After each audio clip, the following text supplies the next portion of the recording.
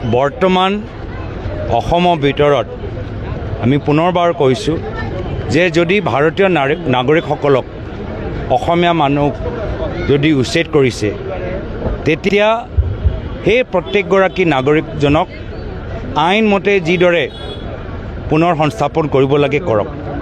আৰু যদি তাৰ ভিতৰত উচ্ছেদৰ কাৰ্যসূচীৰ মাজত যদি কোনোবা বাংলাদেশী আছে তো তেওঁ বাংলাদেশীৰ এই নাগৰিকৰ ওপৰত আইনে যি কৈছে, অসম চুক্তি আইনে যি কৈছে তাৰ মতে তেওঁলোকক ডিপৰ্ট কৰক। কিন্তু চৰকাৰে আজি তাৰিখত স্পষ্ট কৰক যে ইয়াৰ ভিতৰত তেওঁলোকে যিমানবোৰ উচ্ছেদ কৰিছে তাৰ মাজত কিমান বাংলাদেশী পালে আৰু তাৰ মাজত কিমান ভাৰতীয় নাগৰিক, সেই কথাটো তেওঁলোকে স্পষ্ট কৰক। তেওঁলোকে যোৱা 10 বছৰ কাক মাতি দিলে? নিজৰ পৰিবাৰক মাতি দিলে, বিজেপিসকলে নিজৰ ভাই ককায়েকক মাতি দিলে। তেওঁলোকে যোৱা 10 বছৰ কি কৰিলে? যোৱা 10 বছৰ ভিতৰত মুখ্যমন্ত্ৰী কৰৰপতি হৈ গ'ল। এইখিনিয়ে তেওঁলোকৰ ফল, এইখিনিয়ে তেওঁলোকৰ ৰিজাল্ট। তো সেইকাৰণে ৰাইজে বিকল্প বিচাৰিছে।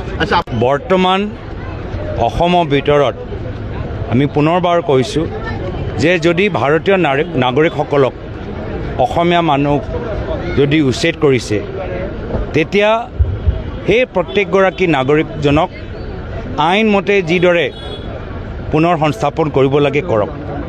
আৰু যদি তাৰ ভিতৰত উচ্ছেদৰ কাৰ্যসূচীৰ মাজত যদি কোনোবা বাংলাদেশী আছে তো তেওঁ বাংলাদেশীৰ এই নাগৰিকৰ ওপৰত আইনে যি কৈছে, অসম চুক্তি আইনে যি কৈছে তাৰ মতে তেওঁলোকক ডিপৰ্ট কৰক।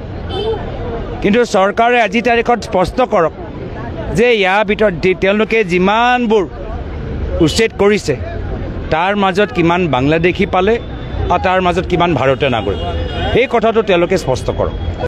তেওঁলোকে যোৱা 10 বছৰ কাক মাতি দিলে? নিজৰ পৰিবাৰক মাতি দিলে, বিজেপিসকলে নিজৰ ভাই ককায়েকক মাতি দিলে। তেওঁলোকে যোৱা 10 বছৰ কি কৰিলে?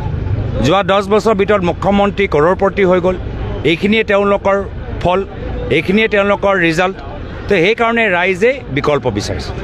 বৰ্তমান অসমৰ ভিতৰত আমি পুনৰবাৰ কৈছোঁ যে যদি ভাৰতীয় নাগৰিকসকলক অসমীয়া মানুহ যদি উচ্ছেদ কৰিছে তেতিয়া সেই প্ৰত্যেকগৰাকী নাগৰিকজনক আইনমতে যিদৰে পুনৰ সংস্থাপন কৰিব লাগে কৰক।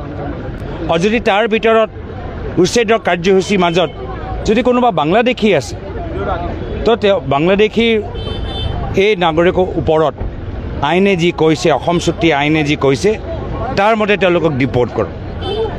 কিন্তু চৰকাৰে আজি তাৰিখত স্পষ্ট কৰক।